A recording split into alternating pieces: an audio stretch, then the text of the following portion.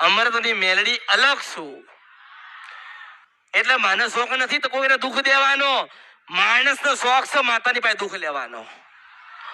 શોખ થાય ને. હમણાં કોકના પૈસા લીધા હોય અને પૈસા ના આલે તો કેવી ચરબી કરે ને. બે લાફા મારે તો ખાવા પડે ને. અને અહીં તો આપણે હાલવા જઈશું, આપણે માતાજીને હાલી આવીશું, આપણે હારું પછી જઈશું, આપણે હારું થશે એટલે જઈશું. હારું તો થઈ ગયું. મને મેરડીને મળવા આયા, પછી આ મેરડી મળવા આવે ને એટલે પછી ગમે તેવી માતા ઘરે બેઠી હોય ને, ગમે હું કદાચ દુઃખ દેવા કોકના ઘરે જાઉં અને હવા હો માતા બેઠી હોય ને મન જોવો ને એના દીવા નાવો લોહી જાય ને તો મારું નામ મેરડી નહીં. 52 મહાની મેરડી છો. શંકર ભગવાને જીવતું ને મરેલું બે ખવડે ને મેકલી છે. જો તમને સારું જીવન ના જીવતા આવડે ને તો તમારો દોષ કહેવાય. તમને દોષ આવે. માતાએ તો બધું આલ્યું, તમને જીવતા ના આવડે એમાં હું શું કરું? મારો વાંક કહેવાય. એટલે જે બોલો એ પાડજો. મારા વધારે નથી કેવું. અનચિંતા ના કરશો. જેટલી મનમાં ધારણા લઈને આવ્યા છો બધી પૂરી થશે. તમારા કામ અટકેલા કેવી રીતે છે મેલડીને ખબર છે. ક્યારે પૂરા થશે મેલડીને ખબર છે. કેવી રીતે થશે મેલડીને ખબર છે.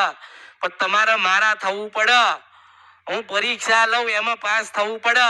પરીક્ષા એટલે ધીરજ, પ્રતીક્ષા. આ તો થોડુંક વાગ્યું, માતાજી મને વાગ્યું.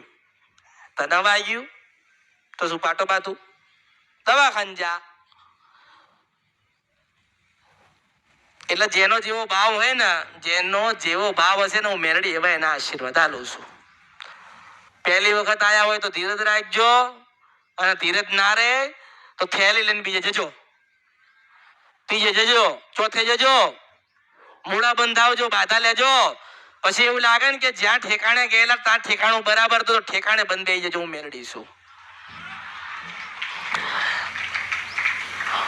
એટલે ખવડાવું, પીવડાવું ને આનંદ કરાવું છું. આનંદ કરાવવા આવીશું.